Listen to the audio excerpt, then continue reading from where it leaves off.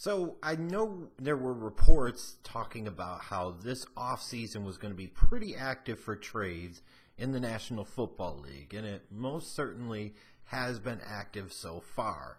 And another noteworthy trade just happened on Wednesday, where the Los Angeles Rams sent Alec Ogletree, their former first-round pick from 2013, their linebacker, to the New York Giants. And this trade surprised me a little bit initially. I was like, I didn't really hear a lot of rumors or see a lot of reports about Alec Ogletree being on the market, and then all of a sudden he's traded to the Giants of all teams. But as you look at this deal a little bit closer, it makes sense. First, from the Rams standpoint, they did just give Ogletree a big contract. That is true.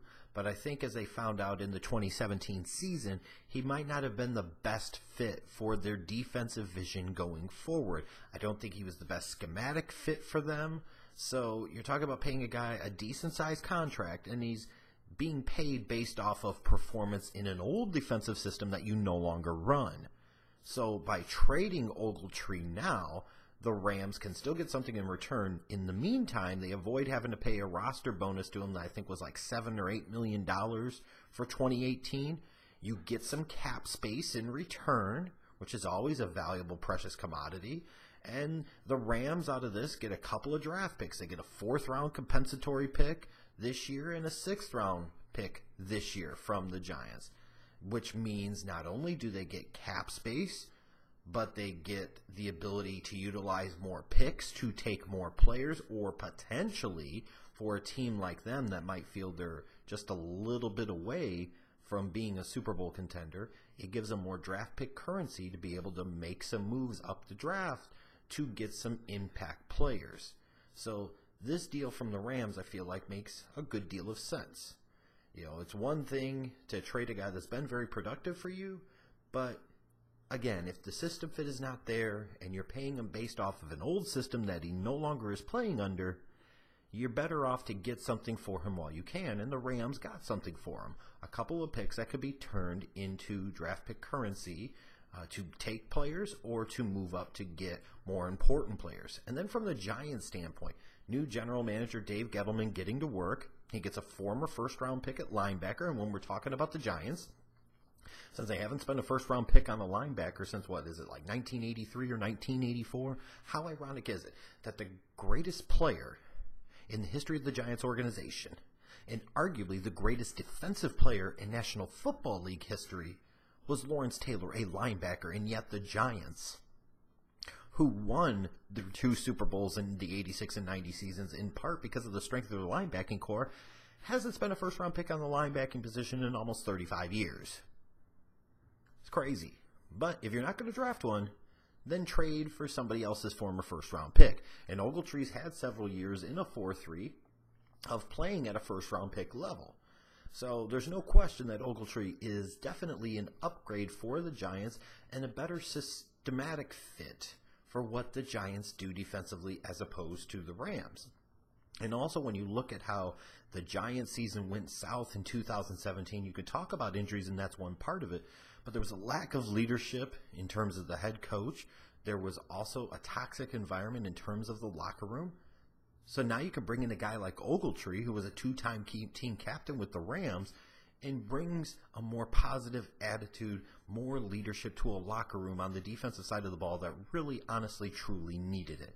So that is invaluable for the Giants. This is a thing about remaking the roster in terms of the players and the fit schematically, but also remaking it in terms of attitude, mindset, work ethic, things like that. Also for the Giants, by trading for Ogletree, he's on a decent-sized contract. You could call it a big contract, but it's not overwhelming. It's not monstrous. It's not hideous. The Giants get some cost certainty with the potential for some cap flexibility, because they could potentially take that roster bonus that's due Ogletree and turn it into something like a signing bonus, so that way it would change the impact to the salary cap, meaning the cap hit would be much less. So they get some certainty while having the potential for more flexibility. And most certainly from a Giants standpoint, they're looking at it and they're saying you're going to get much more impact out of an Ogletree in 2018 at the linebacking position than you might have for somebody that you're going to draft, especially because with the second overall pick, they're probably not going to take a linebacker anyways. But talking about guys on day 2 or day 3 of the draft, Ogletree's probably going to be better in 2018 than any of those other guys. I think what you're really going to hear a lot about, though, is what this means for the Giants and their draft plans.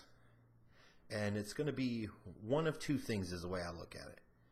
Is number one, it's either a statement that they are open to taking a quarterback and having him sit behind Eli and be groomed behind Eli for a couple of years, understanding the draft position that they're at, that opportunity might not come for several years, and if they find the right guy, they need to draft him. And therefore, as a result, they want to get as much productivity out of the draft as an organization as possible, and you're going to do that by trading picks as opposed to necessarily drafting players, especially guys on day 3. Or what you'll probably hear more about, tying into recent reports that we've heard about the Giants organization, is that they're still confident and comfortable with Eli. And they're going all in with Eli at the tail end of his career. And as a result, they're not drafting a quarterback, and instead what they're trying to do is get as much immediate impact as possible, because the window on Eli Manning's career is going closed more and more every season. And it's interesting, because it would also make sense from that standpoint, is that you trade for Ogletree, you give up a 4th-round compensatory and a 6th-round pick.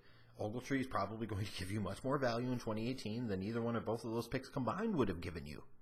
So if you're of the mindset that you're going to go with Eli and you're going to keep Eli, and maybe in part that is a statement of confidence in Davis Webb, their 3rd-round pick from Cal last year, as the potential heir apparent for Eli Manning, then you're going to want to get guys that can contribute right away. It doesn't make a whole lot of sense to go with Eli as your quarterback and then draft a bunch of projects that take 2 to 3 years to really manifest into the players that you envision them being. Then Eli is going to be pushing 40, and you're still going to be looking for your quarterback of the future. So it is interesting from the Giants' standpoint. From a purely football standpoint, it makes sense. Because, again, Ogletree is going to produce more than either one of those draft picks probably would have in 2018. That's just the way it is. The cap number is big, but not monstrous, and not unbearable. That's for sure. And especially if they are not going to draft a quarterback at number 2, which seems increasingly more and more likely and possible, then it aligns with a win-now mentality, which might not be the best thing for the Giants organization long term, but it might be their reality right now. And if you're going with Eli, you cannot be in a mode to rebuild with Eli. You must retool and reload with Eli, and Ogletree makes sense there. So this is, again, another one of these trades, similar to Michael Bennett going to the Eagles. I thought both teams did well for what the trade did. I feel like the same thing here. The Rams get some draft picks back, which gives them some more leverage and currency to utilize in the draft. They get some cap space. And the Giants get somebody that is an instant upgrade in their linebacking core and get somebody that can contribute right away. So it's an interesting deal. I wonder what you guys think about the deal, whether one team really won over the other or not. Let me know in the comments section below.